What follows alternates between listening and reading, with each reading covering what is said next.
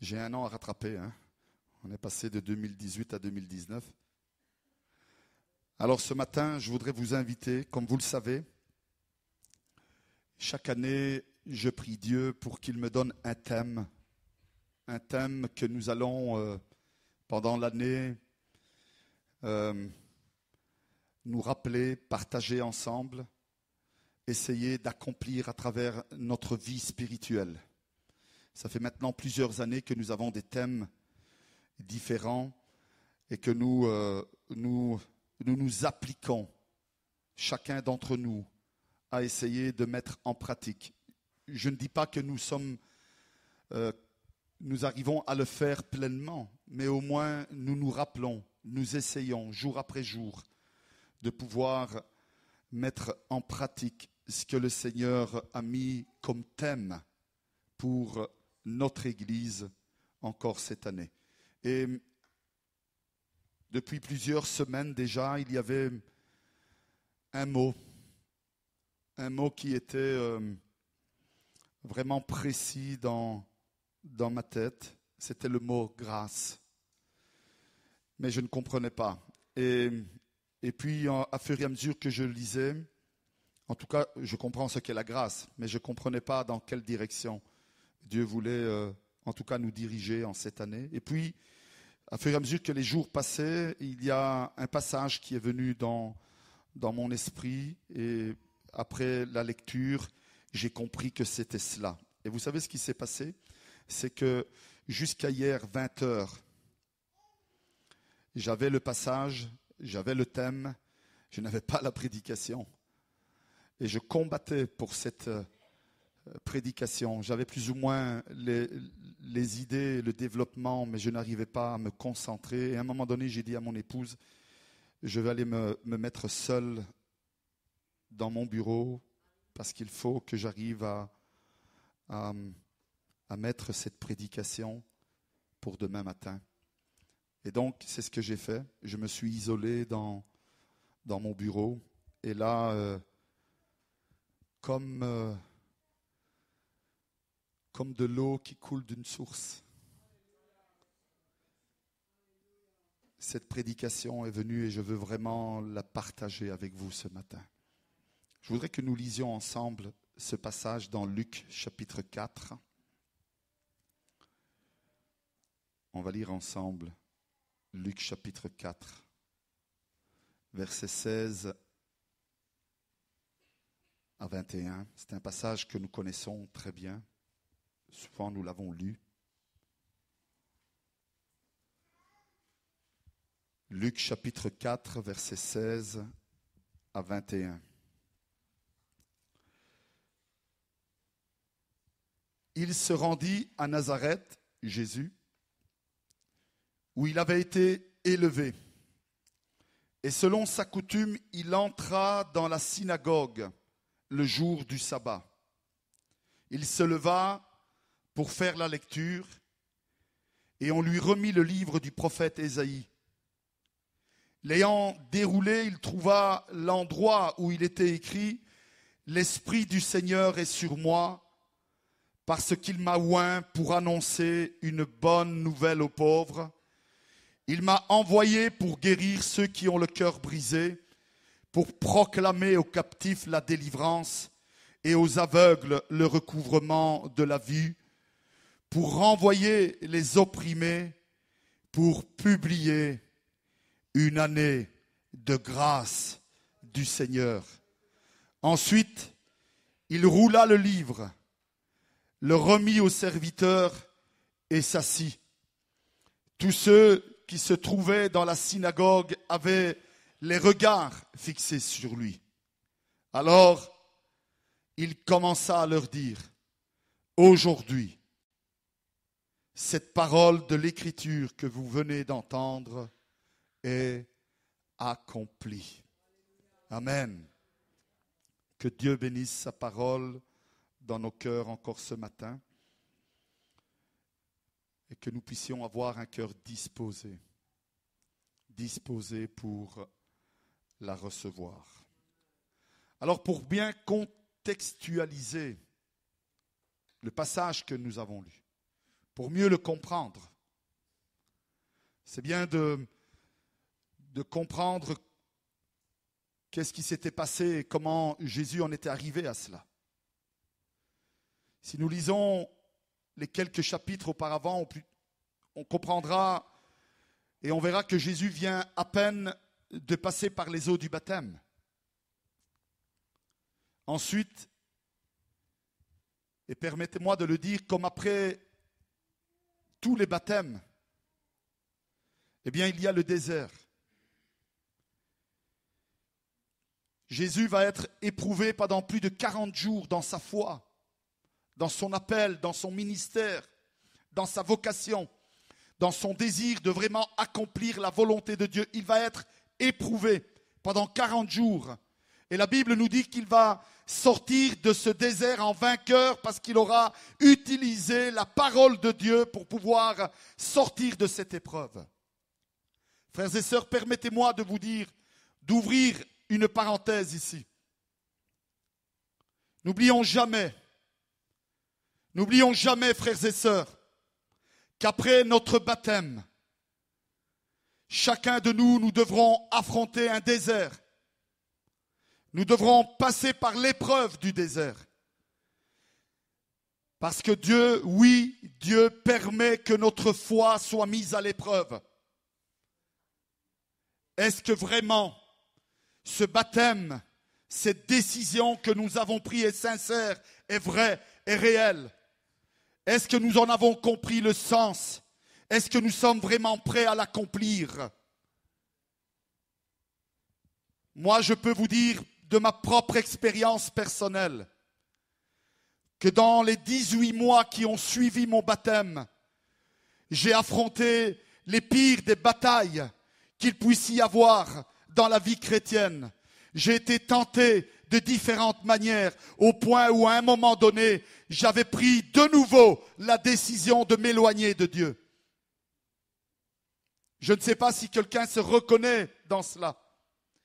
Mais sachez que ce temps d'épreuve, ce temps de désert est un temps où Dieu veut vraiment voir notre décision pour le servir. Oui, il y en a beaucoup qui dans ce temps-là reconnaissent et disent « Je ne suis pas prêt, je n'ai pas envie, je me remets dans les mains de l'ennemi. » Et ils retournent dans la vie d'avant. Certains disent, mais pasteur, tu as été trop vite à le baptiser, tu sais. Est-ce que tu essayes d'avoir des nombres dans l'église? Non, non, tranquillisez-vous s'il y en a qui pensent cela. Il n'y a pas une envie d'avoir des nombres. Il y a des personnes qui prennent une décision et qui, après l'avoir prise, doivent l'assumer. Et pour assumer la décision que nous prenons, le pasteur ne rentre plus en compte. Les membres qui vous ont porté à l'église ne rentrent plus en compte. C'est chacun de nous individuellement, avec l'aide de Dieu, avec la prière, avec la parole de Dieu, que oui, nous allons continuer notre course, nous allons achever le parcours que nous venons de commencer. Alors Jésus aussi a dû passer comme nous cette épreuve du désert. Après l'épreuve du désert, Jésus va commencer ouvertement son ministère en publiant une année de grâce. Ce matin, frères et sœurs, nous allons essayer de comprendre ce que Jésus entend lorsqu'il parle de la publication de l'année de grâce. Et puis, ensemble, nous allons voir qu'en tant que chrétiens, en tant que disciples de Jésus-Christ, en tant qu'enfants de Dieu, nous aussi, nous devons proclamer une année de grâce. Nous savons tous, et pour ceux qui ne le savent pas, Dieu a donné à Moïse sa parole, la loi.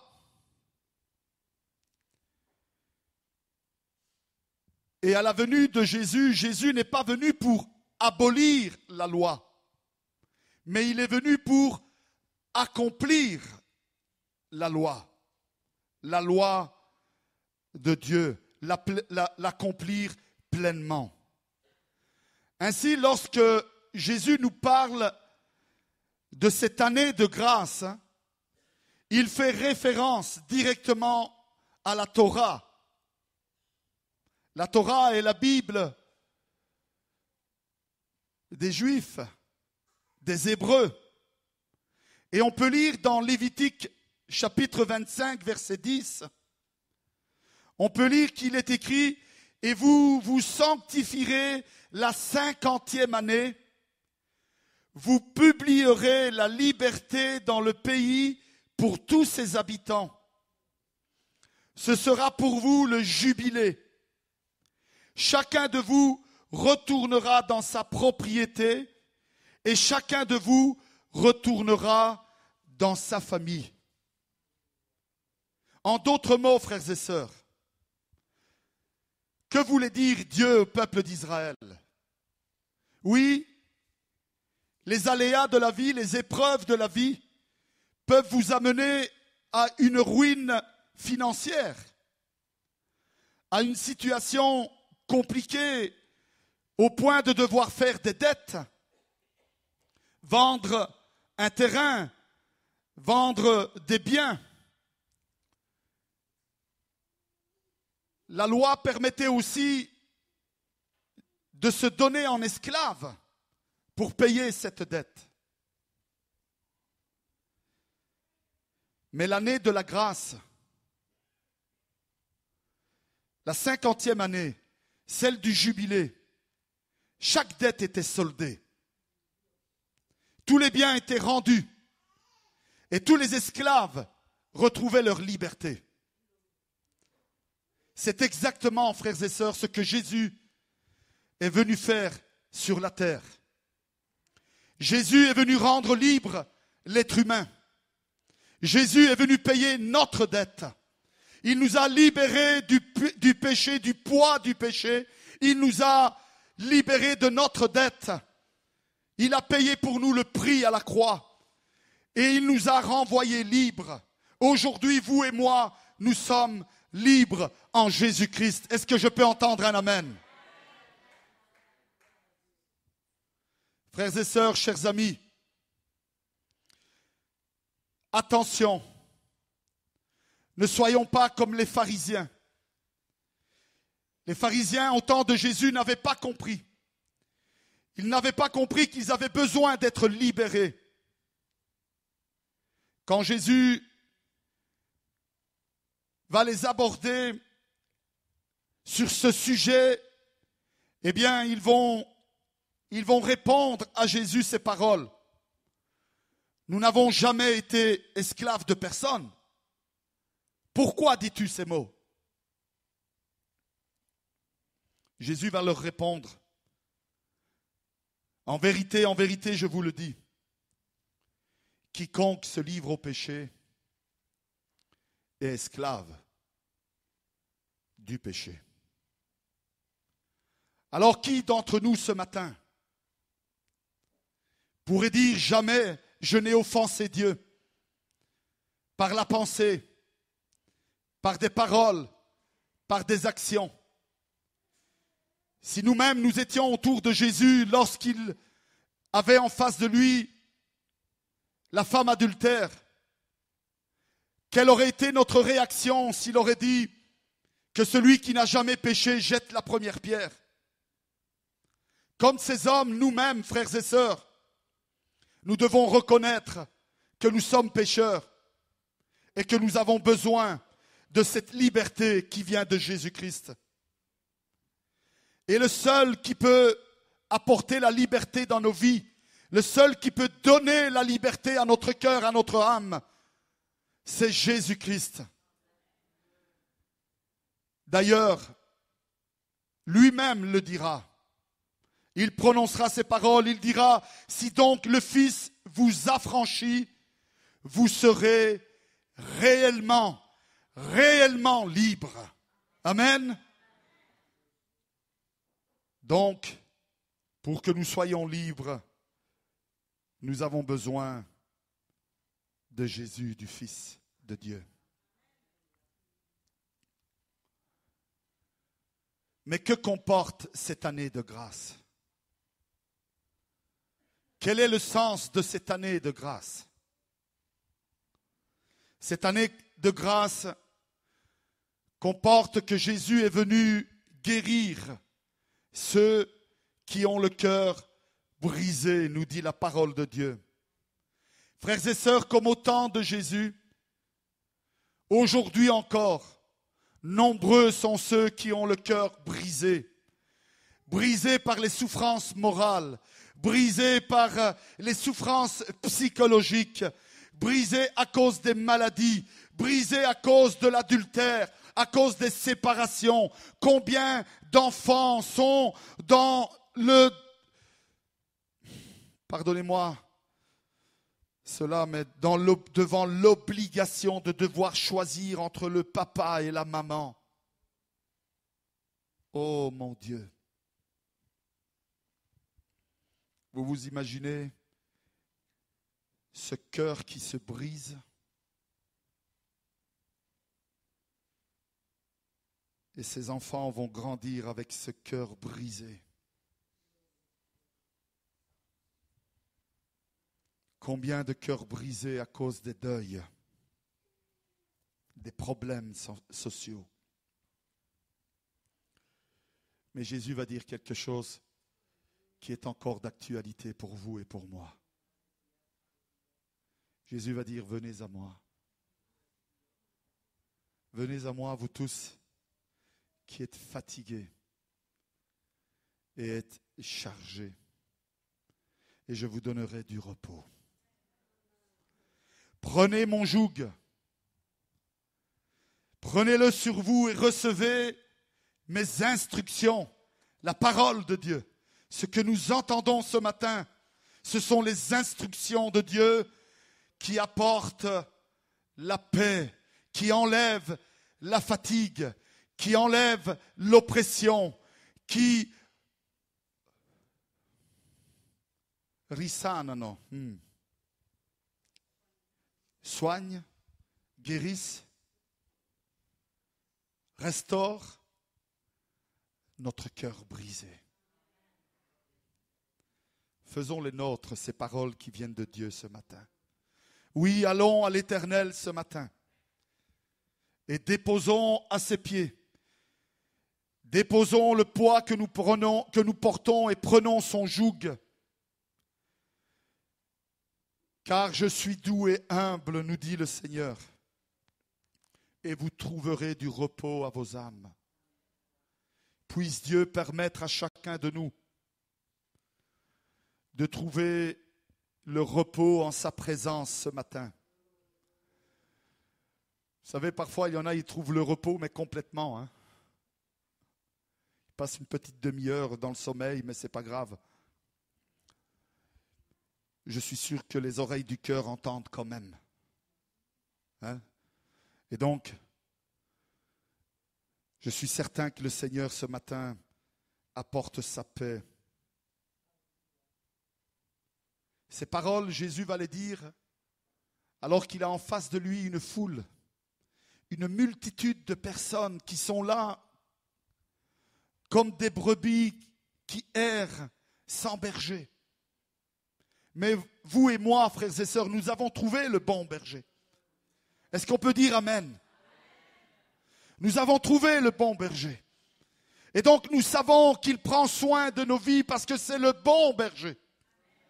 Il est celui qui procure à notre âme, à notre vie, tout ce dont nous avons besoin. Et encore en cette année de grâce, il va le faire. Il va guérir, il va soigner les cœurs brisés, nos cœurs fatigués, opprimés par toutes les situations que nous allons vivre dans cette année. Cette année de grâce comporte aussi que Jésus est venu proclamer la délivrance à ceux qui sont captifs. Je le dis souvent et je le répète encore ce matin, le diable est un maître un dictateur qui est dur. Il impose sa loi. Dès que nous décidons de le suivre, il nous met les menottes et il nous lie à lui et il nous traîne derrière lui. Et le seul moyen de ne plus avoir ces chaînes qui nous tirent derrière lui, c'est d'être libérés, frères et sœurs. Le diable est un maître, un dictateur qui est dur, sanguinaire, sans aucun scrupule. Jésus lui-même va dire que le voleur, le diable, vient pour voler. Il y a des personnes qui l'invitent dans leur maison et il vient pour voler ces maisons. Il y a des personnes qui l'invitent dans leur couple et il vient voler la paix et la joie qu'il y a dans ces couples. Il y a des personnes qui l'invitent dans leur famille, dans leurs affaires, et il vient pour détruire tout ce qui a été construit pendant des années. Il y a des personnes qui l'invitent dans leur propre vie, et il vient pour tuer leur âme et la condamner aux peines éternelles. Ça, c'est l'œuvre du diable, de l'ennemi de nos âmes. Il ne veut pas simplement nous mener la vie dure sur cette terre, mais il veut que notre intérieur, notre âme, notre esprit, nos sentiments soient captifs, soient liés à lui. Il veut que nous marchions comme lui, mais il veut aussi que nous réfléchissons comme lui. Il veut que nous parlons comme lui, mais il veut aussi que nous agissons comme lui. Il est un maître dur et sans scrupules. Il veut que nous pratiquions ses œuvres. Paul, en écrivant aux Galates, va dire ceci. Les œuvres de la chair sont manifestes. Ce sont l'impudicité, l'impureté, la dissolution, l'idolâtrie, la magie, les inimitiés, les querelles, les jalousies, les animosités, les disputes, les divisions, les sectes, l'envie, l'ivrognerie, les excès de table et les choses semblables. Je vous dis d'avance, comme je l'ai déjà dit, que ceux qui commettent de telles choses n'hériteront point le royaume de Dieu. Ça, ce sont les œuvres de ceux qui sont liés, de ceux qui sont captifs dans leurs pensées lorsqu'ils sont jaloux des autres, lorsqu'ils envient les autres, de ceux qui sont captifs dans leur langue et leur intelligence, qui ne peuvent s'empêcher de dire des mauvaises paroles et de blesser autour d'eux. Ça, ce sont ceux qui sont captifs dans leurs actions, lorsqu'ils commettent l'adultère, lorsqu'ils commettent ces choses abominables qui sont les œuvres du diable. Mais Jésus-Christ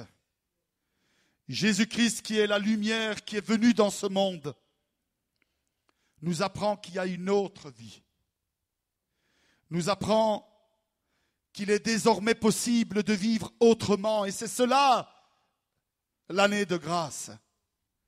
Aujourd'hui, avec l'aide de l'Esprit Saint, parce que Dieu habite dans notre cœur et que Christ a fait son œuvre dans notre vie, dans notre âme, alors aujourd'hui, oui, nous pouvons marcher par les fruits de l'Esprit. Et oui, nous pouvons avoir en nous de l'amour, nous pouvons avoir la joie, nous pouvons avoir la paix, la patience, nous pouvons avoir la bonté, la bénignité, la fidélité. Oh mon Dieu! La douceur, La tempérance. Je ne sais pas le faire, mais il paraît qu'il faut tourner 7 fois sa langue avant de parler.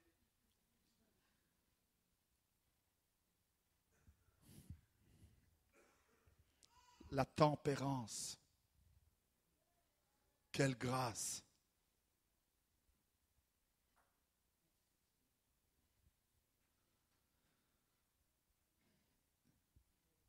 Cela fait 18 ans que je suis pasteur de cette église. Et avant d'être pasteur de cette église, j'ai été pendant 8 ans responsable du groupe des jeunes de l'église d'où je viens. C'est impressionnant les sentiments que le diable arrive à mettre dans nos cœurs. Sentiments de jalousie, sentiments d'abandon. La plupart du temps, lorsqu'une personne s'absente de l'église, c'est parce qu'à un moment donné, il y a eu ce sentiment qui est né dans le cœur. Ce sentiment que on ne m'aime pas dans l'église, je n'ai pas ma place dans l'église. Il n'y a pas de justice dans cette église, il n'y a pas la présence de Dieu. Vous vous imaginez la croissance des sentiments qui nous portent à penser comme Dieu. Dieu voudrait que dans cette église, nous ne soyons pas aimés. Excusez-moi, le diable voudrait que dans cette église, nous ne soyons pas aimés. Il voudrait que dans cette église, il n'y ait pas de paix. Il voudrait que dans cette église, il n'y ait pas d'unité. Il voudrait que dans cette église, il n'y ait pas l'Esprit du Seigneur. Il voudrait que dans cette église, Dieu ne se manifeste pas. Ça, c'est ce que lui, il veut. Mais que veut Dieu? Que veut Dieu? Dieu veut que dans cette église, il y ait la paix. Dieu veut que dans cette église, il y ait l'unité. Dieu veut que dans cette église, il y a sa manifestation glorieuse. Ça, c'est ce que Dieu veut. Et malheureusement, parfois, nous nous laissons vaincre dans notre esprit par ces pensées. Et puis on se dit, ça ne sert à rien. Et on abandonne.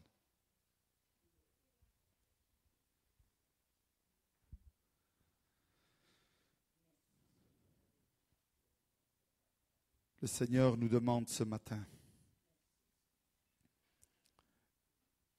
que nous le recherchions de tout notre cœur pendant cette année. Est-ce que nous sommes prêts à entrer dans cette année de grâce, frères et sœurs? Est-ce que nous sommes prêts à entrer dans cette année de grâce?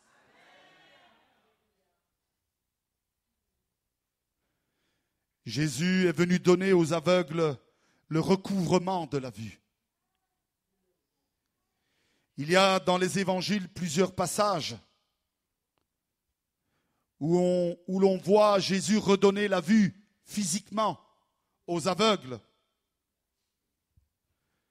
Mais nous pouvons comprendre aussi, frères et sœurs, que Jésus est venu aussi donner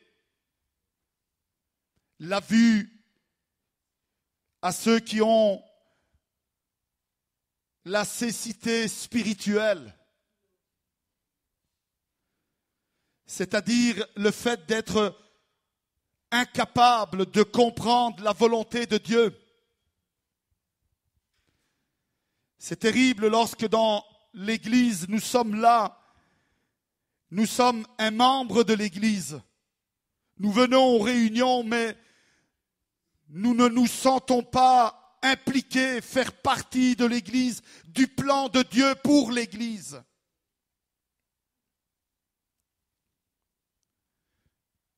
Dieu désire que vous et moi, chacun d'entre nous,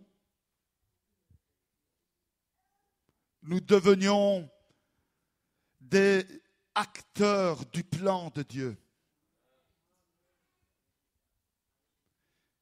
Et pour cela, il faut retrouver la vue spirituelle. Beaucoup Lorsqu'ils se lèvent le matin, ils voient les problèmes. Beaucoup, lorsqu'ils rencontrent des frères, ils voient le côté négatif de la personne. Beaucoup, lorsqu'ils rentrent dans les églises, voient les petites choses qui ne fonctionnent pas dans l'église. Mais ils ne voient pas dans le frère une âme qui a été sauvée comme nous-mêmes. Ils ne voient pas dans l'église un appel de Dieu pour le salut des âmes. Aujourd'hui, dans le monde dans lequel nous vivons, avoir une église dans une ville, c'est une grâce de Dieu. Il n'y a pas des églises dans tous les villages de ce monde, mais il y en a une dans cette ville d'Andenne, et nous devons nous réjouir dans la présence de Dieu. Nous devons prier pour cette église. Nous devons combattre pour cette église. Nous devons nous engager dans cette église. Nous devons y mettre notre volonté, nous devons y mettre nos forces, nous devons y mettre notre intelligence, notre temps, notre savoir-faire. Et pardonnez-moi de vous le dire aussi, nos finances.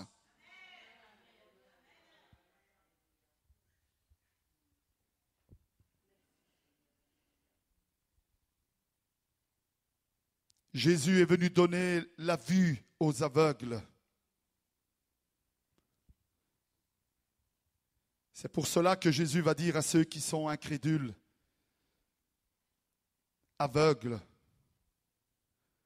car le cœur de ce peuple est devenu insensible. Ils ont endurci leurs oreilles et ils ont fermé leurs yeux, de peur qu'ils ne voient de leurs yeux et qu'ils n'entendent de leurs oreilles, qu'ils ne comprennent de leur cœur et qu'ils ne se convertissent et que je ne les guérisse. Mais heureux sont vos yeux parce qu'ils voient et vos oreilles parce qu'ils entendent, dira le Seigneur Jésus. Frères et sœurs, combien il y en a? Vous savez, je vous parle par expérience. Je ne dis jamais des choses que j'ai entendu prêcher ou on m'a appris, même si j'ai fait 3 ans d'école biblique. Je ne dis jamais les choses pour cela. Pendant des années, parce que j'avais endurci mon cœur, comme le dit cette parole, lorsque j'entendais, alors que j'étais à tous les cultes avec ma mère, mon frère et mes sœurs, et on était à l'église, à toutes les réunions, pendant que le pasteur prêchait l'amour de Dieu, pendant qu'il prêchait qu'il fallait donner son cœur à Dieu, dans mon cœur, je disais, oui, parle encore de ce Dieu qui n'a rien fait pour moi.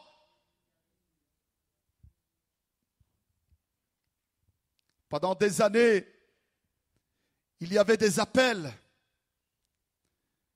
Et je disais, je vais aller voir si Dieu va faire quelque chose. Et je m'avançais à l'appel, mais je m'avançais avec un cœur qui était dur et j'attendais que Dieu intervienne. On va voir ce qu'il va faire. Et de la même manière que je venais aux appels, je retournais à ma place. Et comme Pharaon, mon cœur s'endurcissait encore plus.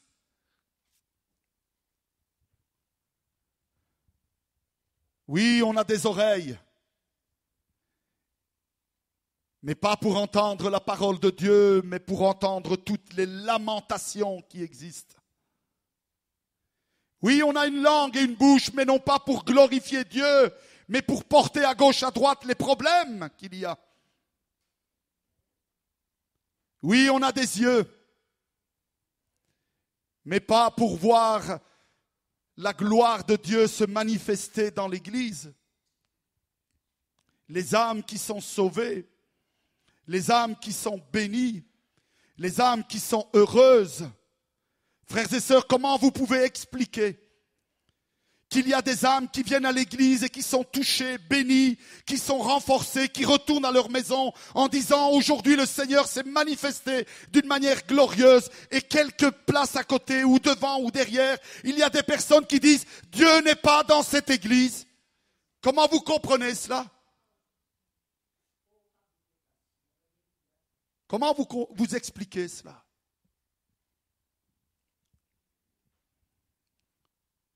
La parole, elle est claire. Le cœur de ce peuple est devenu insensible. Insensible.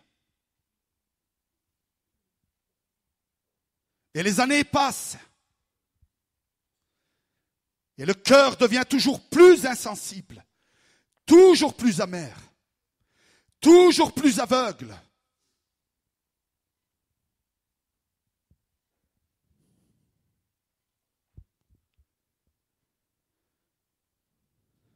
Paul dira à l'église d'Éphèse, et il le dit encore à nous ce matin, prions pour que Dieu illumine les yeux de notre cœur, pour que nous sachions quelle est l'espérance qui s'attache à son appel, quelle est la richesse de la gloire de son héritage qu'il réserve aux saints.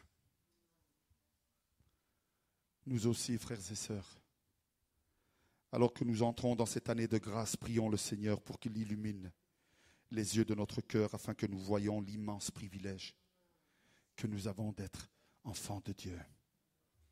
Amen. Enfin, Jésus est venu pour renvoyer libres les opprimés. Frères et sœurs, permettez-moi de vous dire une chose. Il y a de nombreux chrétiens qui se promènent comme des évadés. Je ne sais pas si vous avez entendu, il y a un mois d'ici, je crois, ou 3 semaines d'ici, il y a une personne qui s'est évadée de la prison de Namur et elle s'est cachée dans un squat, une maison abandonnée. En tout cas, c'est ce qu'ils disent. C'est ce qu'il dit. Et puis, il a été rattrapé. Il y a des chrétiens qui, après le baptême, ils se comportent comme ça. C'est des évadés. Ils se sont évadés de l'emprise du diable. Alors, ils sont dans tous les coins, ils se cachent, ils disent, on ne sait jamais qui va passer encore. Et s'il me voit, il m'attrape et il me reprend avec lui. Alors, ils disent à personne qu'ils sont chrétiens. Ils sont opprimés. Ils ne sont pas libres, mais opprimés. Frères et sœurs, je ne sais pas si vous vous rappelez de cette prédication, mais lorsque Jésus vient dans notre cœur, l'Esprit Saint vient habiter dans notre vie. Et parce que l'Esprit de Dieu vient habiter dans notre vie, il y a la puissance de Dieu. Et partout où nous nous déplaçons, c'est Dieu et l'armée de Dieu qui se déplacent avec nous. Amen. Et ce n'est pas nous qui devons avoir peur. Ce n'est pas nous qui devons nous cacher. Ce n'est pas nous qui devons avoir honte. Ce n'est pas nous qui devons nous taire. C'est l'ennemi qui doit fuir devant nous.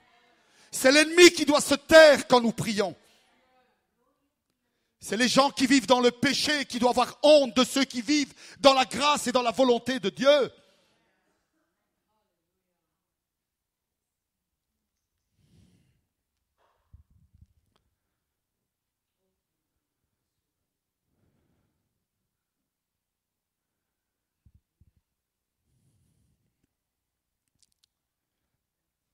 Alors, s'il vous plaît, entrons librement dans cette année de grâce. Ouh.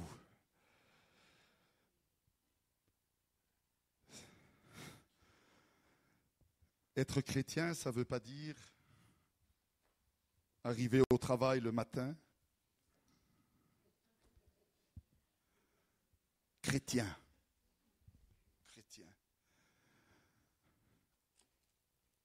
Une croix comme ma cravate là. Chrétien. C'est pas ça.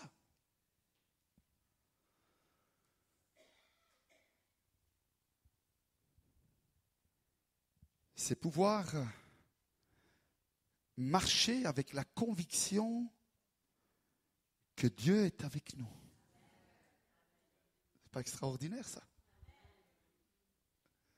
Partout où je vais, Dieu est avec moi. Alors oui, je vais faire une affaire quand je vais acheter ma voiture. Oui, parce que Dieu est avec moi. Ah, pasteur, arrête, hein. Oui, Dieu va m'aider à faire des bonnes affaires pendant les soldes. Oui, parce qu'il est avec moi. Et il va me permettre d'épargner un peu d'argent. Parce que dans mon cœur, il y a des autres projets qui regardent Dieu. Oui, il va m'aider. C'est pour ça qu'il m'aide dans mes affaires. Il ne m'aide pas pour que j'aie un gros compte en banque. Hein. Ça ne lui intéresse pas, ça.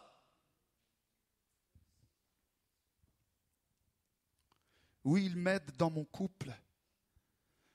Parce qu'il sait que quand je suis en paix avec ma femme et avec mon mari, je suis bien dans ma vie parce que c'est ma moitié. Et je l'aime. Et je sais qu'elle m'aime. Et si cette année avec mon couple, j'entrais dans cette année de grâce avec la conviction que Dieu est avec nous. Les jeunes,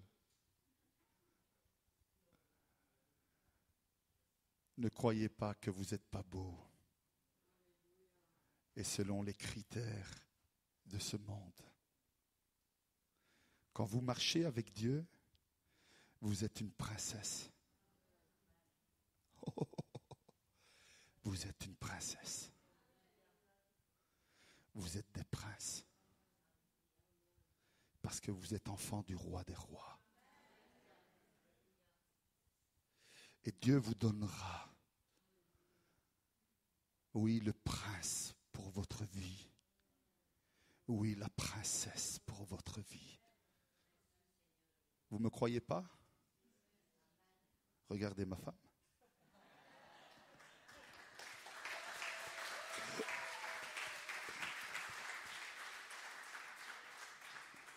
Dieu vous donnera. Dieu est fidèle.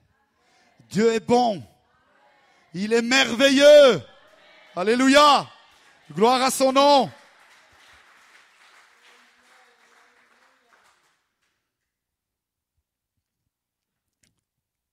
Frères et sœurs, ici je m'adresse aux plus anciens de cette église. Est-ce que vous savez que cette année, c'est le 50e année de cette église? Cette année, il y a 50 ans, cette année, cette église est née. Nous sommes dans le jubilé de cette année, de cette église. Cette année, c'est le jubilé, les 50 ans de cette église. Est-ce que vous savez ça? Pour ceux qui êtes nouveaux, qui est arrivé ces derniers temps, vous ne savez pas, mais pour les plus anciens, je pense qu'il n'y a personne... Ah oui, oui, oui. Oh là là. Ah oui, oui. On en a une encore. Gloire à Dieu.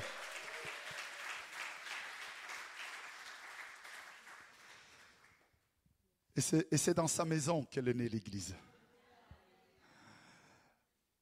Avec ses sœurs, ses belles-sœurs, frères, beaux-frères, ils ont commencé à se réunir. Ah, il y en a eu des pasteurs. Hein. Si vous allez les voir, ils ont tous les cheveux blancs maintenant. Certains sont même partis avec le Seigneur, en paix. Mais cette église est encore là. Amen. Gloire à Dieu. Cette année, c'est le jubilé de cette église, comme par hasard. Non, non, il n'y a pas d'hasard.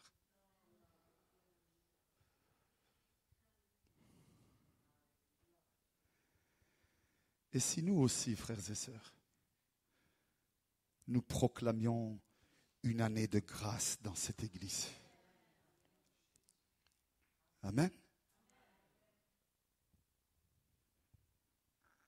En tant que chrétiens, frères et sœurs, nous avons suivi Jésus, nous l'avons accepté. Et donc Paul va dire aux Romains, nous avons été ensevelis avec lui par le baptême en sa mort, afin que comme Christ est ressuscité des morts par la gloire du Père, de même nous aussi, nous marchions en nouveauté de vie. En effet, si nous sommes devenus une même plante avec lui par la conformité en sa mort, nous le serons aussi par la conformité à sa résurrection. Alors cela signifie, frères et sœurs, comme notre Seigneur, nous aussi, cette année, apportons la consolation pour ceux qui sont découragés, pour ceux qui ont le cœur brisé. Allons les trouver cette année. Sortons de nos maisons. Encore une fois, j'ai déjà été, c'est pas grave. Cette année, c'est l'année de grâce. Est-ce que nous y croyons? Il n'y a jamais de hasard avec Dieu. J'ai compris que nous étions dans le jubilé de cette église après que Dieu m'a donné la parole grâce et après que j'ai lu ce passage. Hier soir, Dieu m'a parlé. Je me suis rappelé que l'année 2019, c'est la 50e année de cette église. Alors, entrons dans cette année de grâce. Et nous aussi amenons la consolation de Dieu pour ceux qui sont découragés, pour ceux qui ont les cœurs brisés. Nous aussi, comme notre Seigneur, annonçons à ceux qui sont captifs des œuvres de la chair qu'ils peuvent être libres avec l'Esprit de Dieu qui règne dans leur vie. Nous aussi, comme notre Seigneur, nous pouvons rendre la vue spirituelle et la vie à ceux qui sont aveugles, à ceux qui croient depuis trop longtemps que Dieu ne fait plus rien pour eux. Allons vers ces personnes et demandons à Dieu, aidons-les à prononcer ces paroles et dire au Seigneur, Seigneur, viens au secours de mon incrédulité, rends-moi la vue. Et enfin, comme notre Seigneur, allons vers ceux qui sont opprimés, qui se cachent, et encourageons-les à être fiers d'être des enfants de Dieu, parce que nous-mêmes, nous sommes fiers d'être enfants de Dieu. Amen.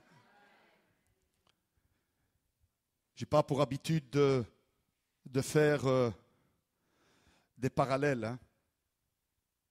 Est-ce que vous avez déjà vu un témoin de Jéhovah avoir honte d'aller toquer aux portes? De se mettre avec leur caddie maintenant dans les angles des routes et leurs livres et attendre? Est-ce que vous avez déjà vu des musulmans qui ont peur de prier quand l'heure de la prière est venue? Et de dire qu'ils sont offensés quand le nom de leur Dieu est maltraité?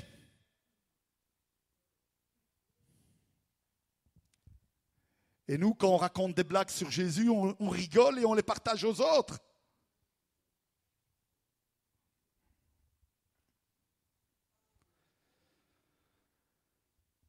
Je ne dis pas qu'on doit faire comme eux, hein, comme certains d'entre eux du moins.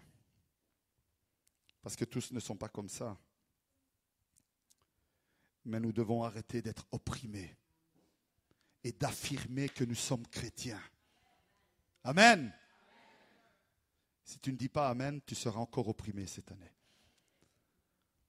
Ce n'est pas moi qui te le dis.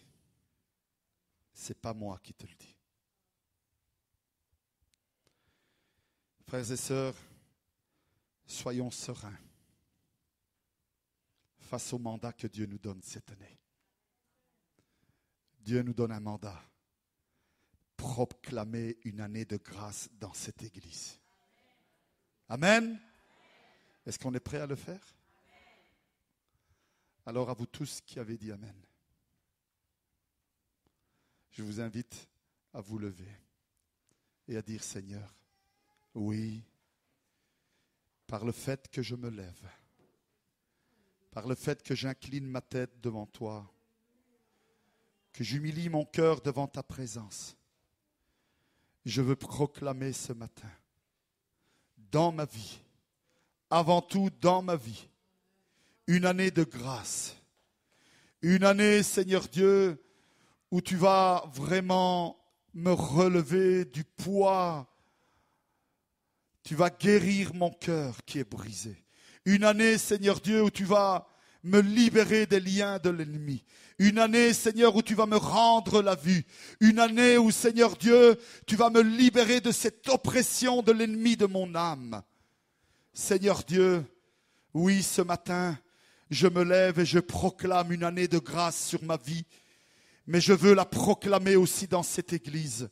Et je veux être aussi quelqu'un, Seigneur Dieu, que tu vas envoyer pour pouvoir aider ceux qui ont le cœur brisé. Dites-le dans votre cœur ce matin. Seigneur Dieu, je veux aussi proclamer une année de grâce dans cette église, afin que j'aille vers ceux qui sont liés par les liens de l'ennemi et leur proclamer qu'à travers Jésus-Christ, ils peuvent obtenir la liberté de leur âme, de leur vie, de leur esprit.